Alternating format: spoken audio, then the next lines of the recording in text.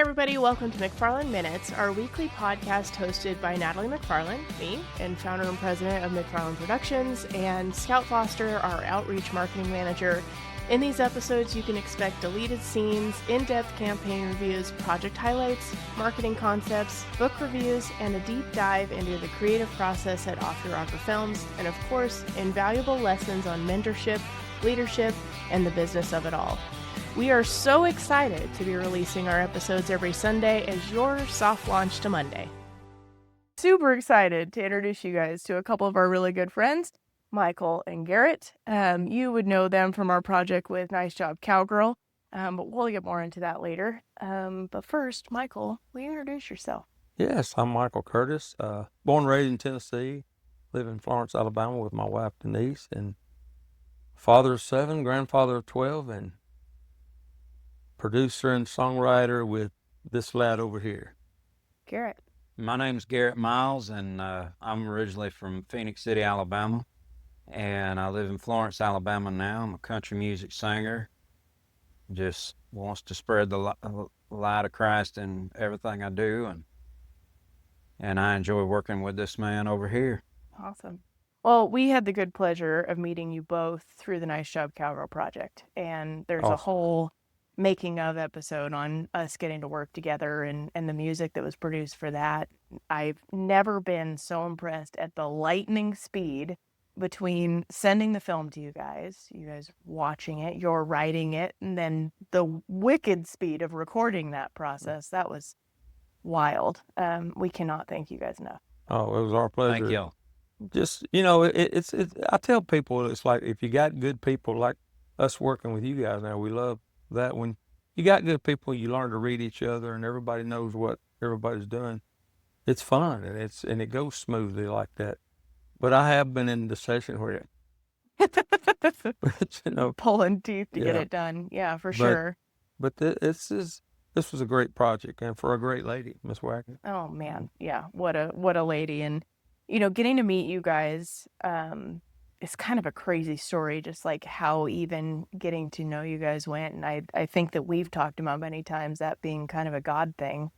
I feel like it's kind of a God thing through your entire career. In mine, and me and Garrett have had this conversation. I was just sharing with Kevin earlier that, and I got asked one time because I was talking about Jesus and bringing him up in a song, and somebody said, "Man, Mike, is that all you want to write about?" I said, "You got a better subject?"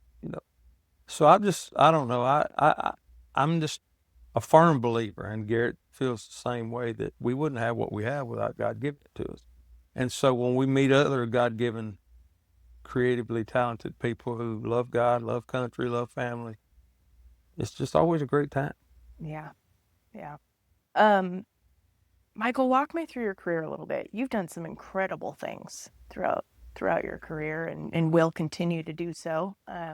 What are some of the highlights? Yeah, I mean, I'd signed to ASCAP in 1982, and I don't know, I just had always been writing songs even from the time I was a kid. And I don't know, I tried the country career.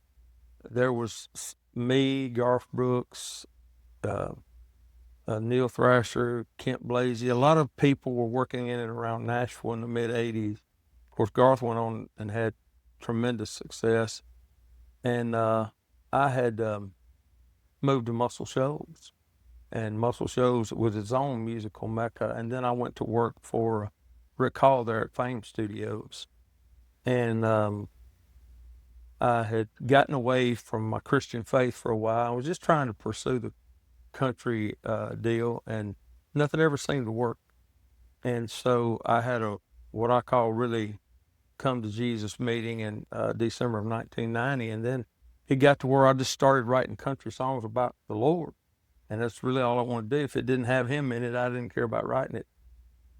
And amazingly, all these country artists started recording my songs that I was writing about Jesus. And Ricky Skaggs recorded a song called Father Knows Best, and I was still writing country and gospel things. And then I went to work for EMI Christian and wrote for them for a few years.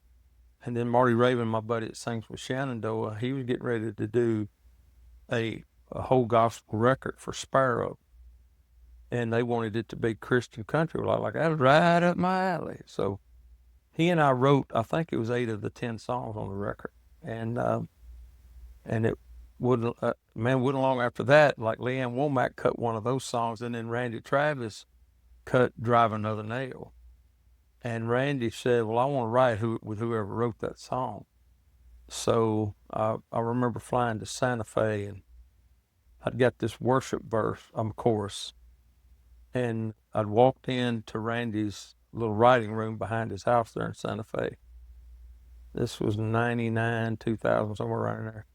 Anyway, I walked in, and he said, let me play this song I've been working on. He plays me a verse, and I look at him like, you're kidding, right? He goes, what?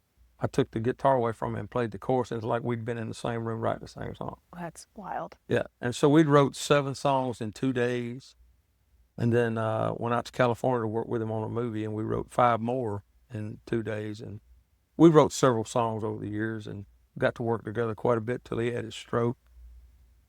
And I don't know, it's just like for me, I spent a lot of time still writing, producing, working on film, working on with Time Life music, got to do some stuff with Time Life and Reader's Digest music.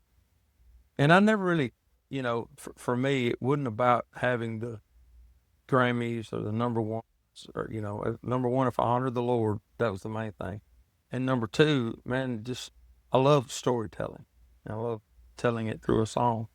And, like I said, been nominated for awards, got 4 Grammy certificates. I didn't get the award. You're just awarded the certificate if you're like the songwriter, unless you win Song of the Year or something. But, it just was not about the accolades for me, as long as I knew that it was touching people's lives. So, but in retrospect, I don't regret not the artist thing not taking off, because I got to raise my kids.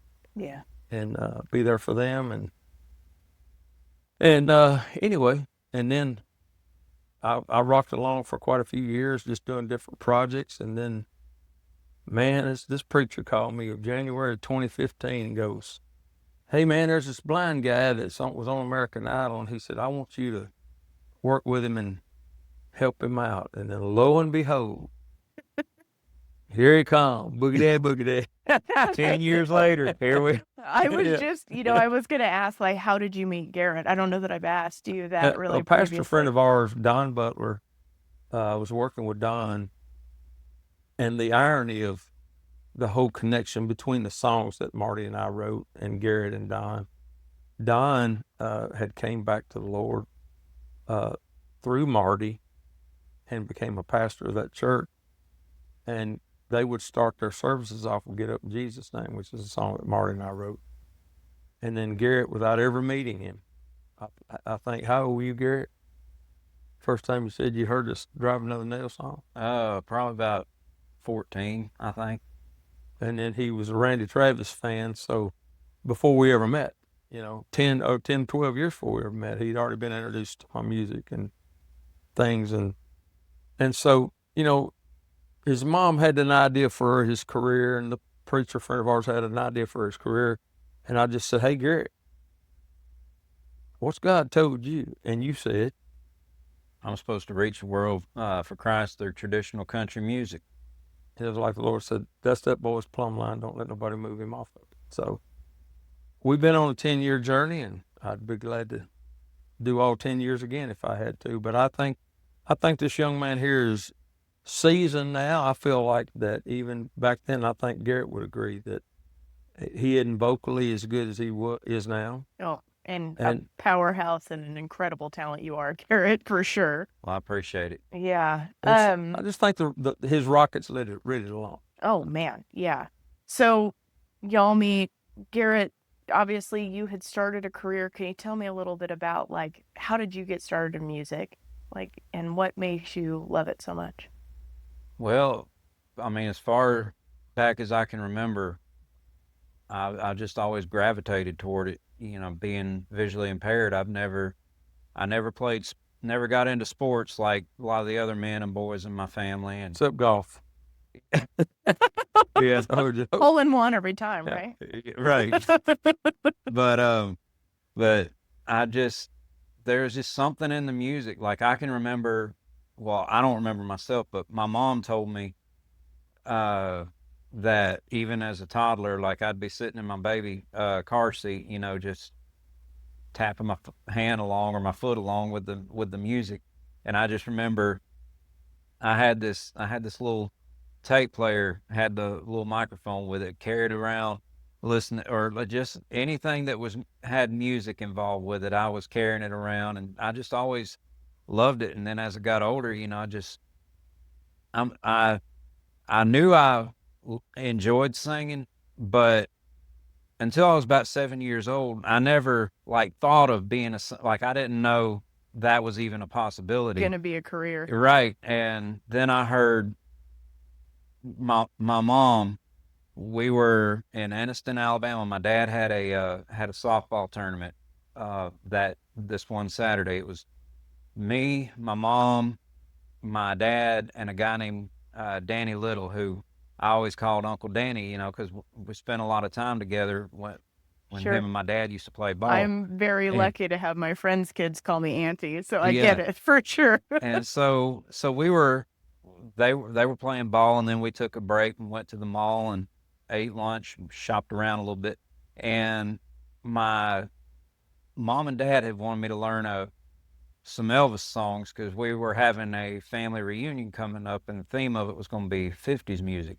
And so, or like just 50s in general. And so my mom told my dad, she said, Mike, we need to get Garrett an Elvis tape. And so they got me one. It was like his top 38 of his top 10 hits or something. And we were in the car headed back to the ball field. And then all of a sudden, my mom pops the tape in, and I hear, well, since my baby left me. And I was like, whoa, what is that? That's And I was like, that's what I want to do I want to be that. Like, and of course, I was exposed to all kind of music growing up. I tell people all the time, I grew up listening to everything from Marvin Gaye to Merle Haggard. But the Merle Haggard side of things is kind of where I fell musically. I've just always loved the heartfelt passion and traditional country music.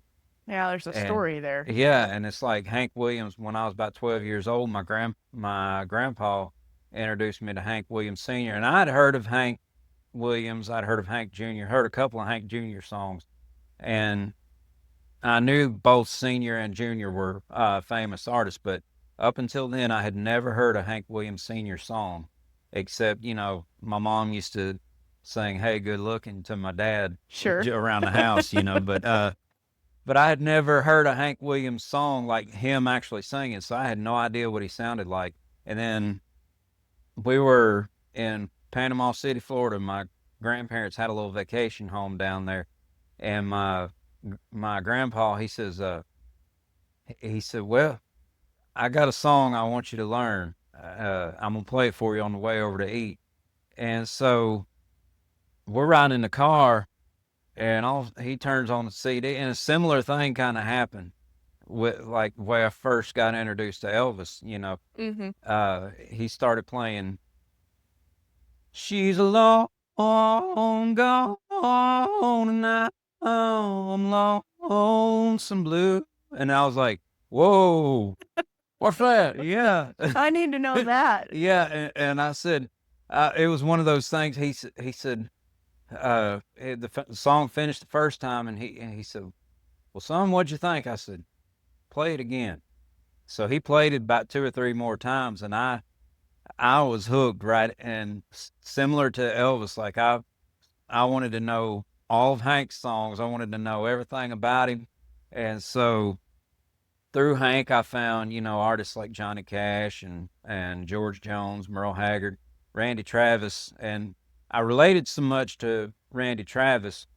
I got, of course, I'd grown up hearing his music, but I really got introduced to his music through like hearing first Three Wooden Crosses when it came out, and then Such a good one. And then I got introduced to like a lot of his classic hits, and then I was about 14, and a friend of mine gave me this CD that she had made, and it had a whole bunch of different Randy Travis songs on it. Well, the CD plays, and I get to like track 14, 15, and I hear this song, and it starts off like a country song.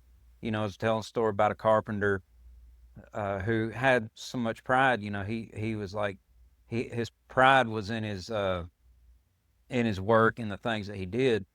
And he's like, he finally was just like, I'm done.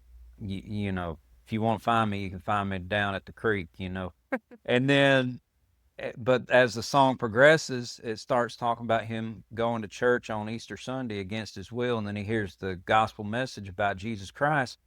And I'm like, by the time it gets to the last chorus, it just moved me. And I was boo-hooing. And the song was driving another nail.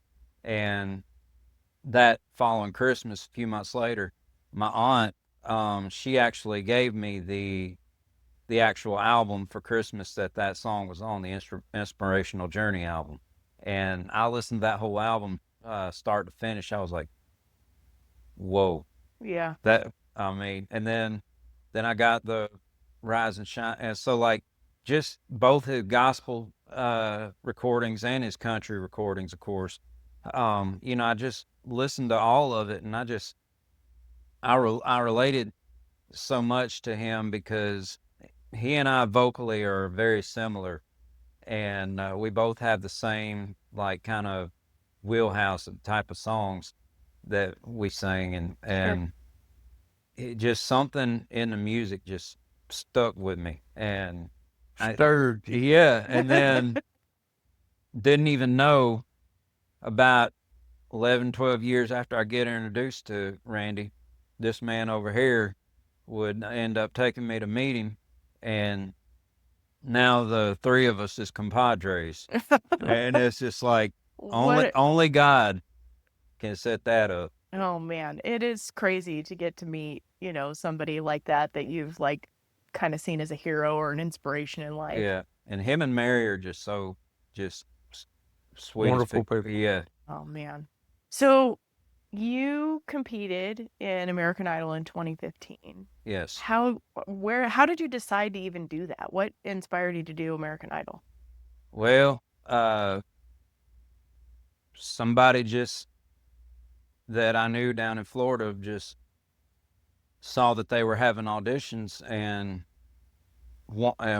said, you should do it. And so they signed me up for it. And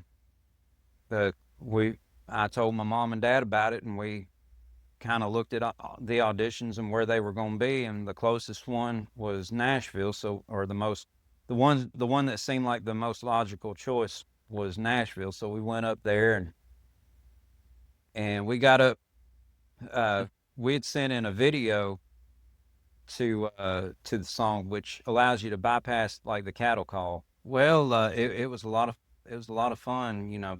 I met a lot of cool people there, and the crazy thing is, like, shortly before the audition, and I don't know what happened, but like I remember I had caught a chill, and I thought I was running a fever or something, but then got covered up, and then I went on in the audition room, and I was all right, and so I did the audition, sang a little version I had cooked up of Creedence Clearwater Revival's Proud Mary, and that got a good response out of the judges, and so then I thought I'd do Selena, Como la Flor, I mentioned to J-Lo how much I love the movie, and how much Como la Flor from Selena was my favorite song. And she asked me to do a little bit of it, so I did. She started singing along with me. That's cool. The funniest thing was after the audition, I had to go back in this back room, and a lot of people don't know about this, but I had to go back in this back room, and the lady who was handling this part of it, she said, "All right, we're gonna need to see you dance." And I said, "Ma'am, you do realize you're talking to the challenge there, the squarest, countryest guy you've ever." I said, I can't dance to save my life. And she said, well, that's okay, honey. A lot of people can't. And I said, well, I said, I'm just warning you, don't expect too much. And so she said, well, what do you want to dance to? And I said, put on a little wailing. Puts on some Good Hearted Woman or something. And I just start dancing to it and like, or just kind of moving around a little bit. And that was probably the funniest part of the whole audition. But then I go off to Hollywood and they try to put a blind man with a group. It didn't work out too Pose well. some challenges, But, sure. yeah, but it was all worth it because, like I said, I met some friendships that have lasted a good while, and then it was through American Idol that I met Michael, and so we just everything to me everything works together hand in hand. Just as it should. Yeah. Yeah. So since then, you guys have written a lot of songs together. A lot of songs. Just wrote a couple last week. Yeah. You guys are so prolific with the songwriting thing. You. I don't know Thank how it like comes to you guys so easily, but it's impressive. It's wildly impressive. It's all God given, ain't it? Bud? Yeah. And I'm not a would say like when it comes to writing, like if somebody gives me a title and kind of a direction where we're going and like kind of starts it, give me some time, I can come up with something halfway decent, or something pretty good. But I've just always been blown away by the songs that he writes, and it's just it's amazing. Such a talent for sure. Yeah. So we're recording this podcast in Gulf Shores, Alabama. We're here because on the Florida-Bama line. Yeah. So we're here for a pretty cool reason. Do you guys want to talk about the new release? Sure. And what that looks like? Well, when Garrett's been an avid Trump supporter, and we were both very impressed because to me, no matter which side of the political aisle you fall on, I think you can't deny that this president is fulfilling his commitment to the people that voted for him.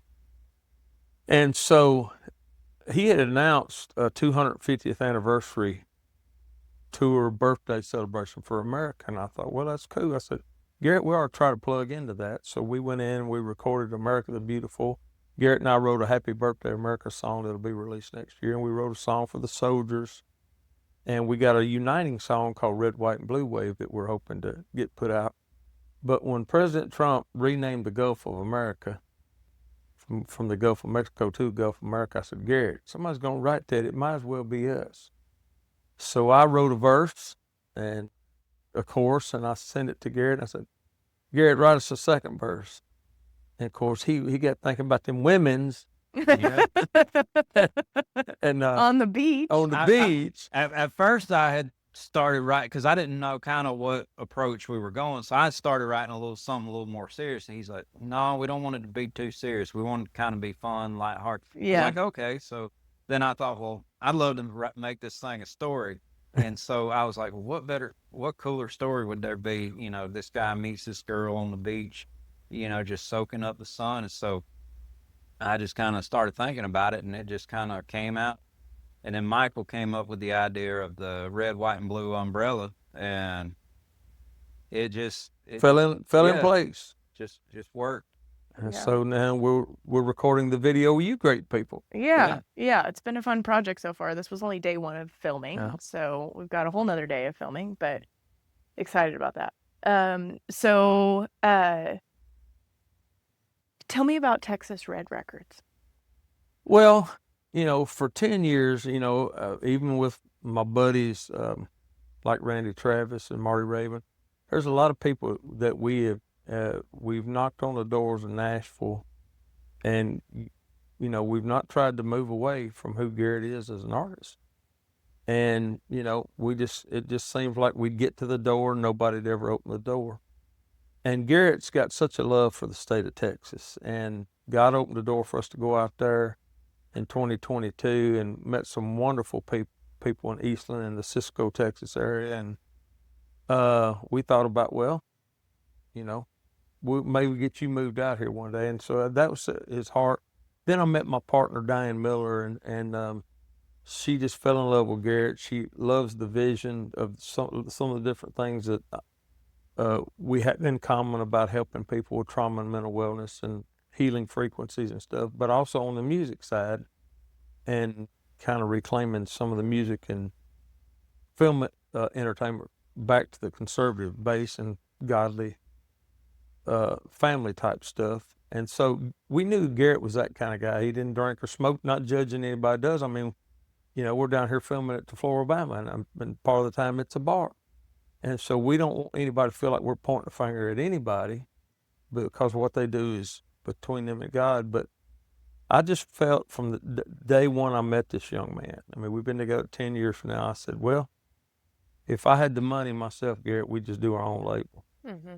And so Diane came on board, and, we're kind of throwing pennies at $1 million industry, but sometimes those pennies add up when you can bring the right people together.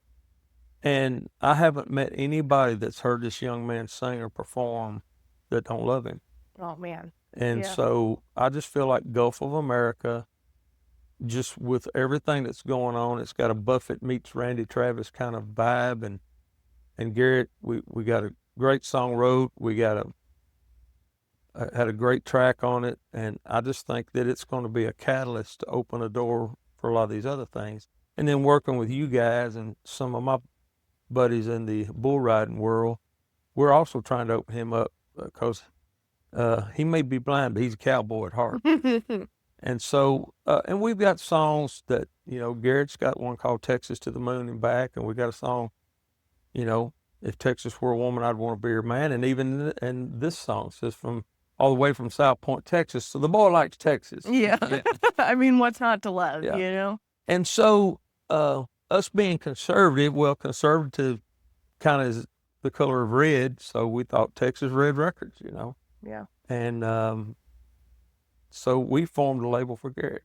And we're hoping it grows into other things and other artists. But Garrett's our main focus right now. And I believe if America and the world gets a chance to hear him, that he won't only be a star, but he'll be a superstar. I remember right as he come in off of when I first met him, first few months he got off American Idol and had sang in Spanish.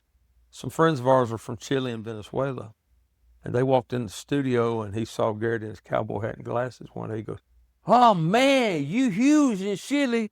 I said, "Well, how do we get him to Chile?" And so, anyway, we were talking about that. And then, ironically, we're at Country Radio Seminar this year in February. And a guy that used to work with Selena and her family is over this thing with St. Jude's and wants Garrett to come. And Selena's brother had reached out to Garrett after his American Idol. And then there's a whole reconnection thing. So I just think, it's like I told Garrett, I said, "Garrett, don't give up." And because I just feel like he's been this rocket that landed back on the pad and just needed to be revamped, refueled. And now he's seasoned and he's ready to go. Yeah. And ready to do it, ain't you, bud? I'm ready. Yeah, for sure. What else is planned for this year for Garrett? You've got a few places you're going this year, right? Yeah, want to. I've been talking to some military contacts and political contacts. We're wanting to do some shows. Just got through pitching him for the Memorial Day concert, and we're pitching him for the Gulf Coast Jam down here. And then through some of y'all's contacts and other people, we're trying to get him on some cowboy and western shows. Because like I said, that's both sides of what he does. But what we're hoping to do this year is kind of Main Street America. We're hoping to start a documentary called A Blind Man Sees America.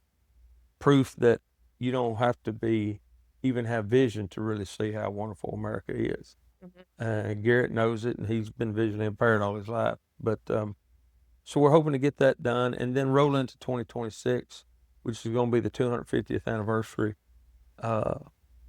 for America's birthday and really be a part of that celebration next year. And that's kind of our plan this year and next. And then we got some nice Christmas stuff, and we don't want to do some touring.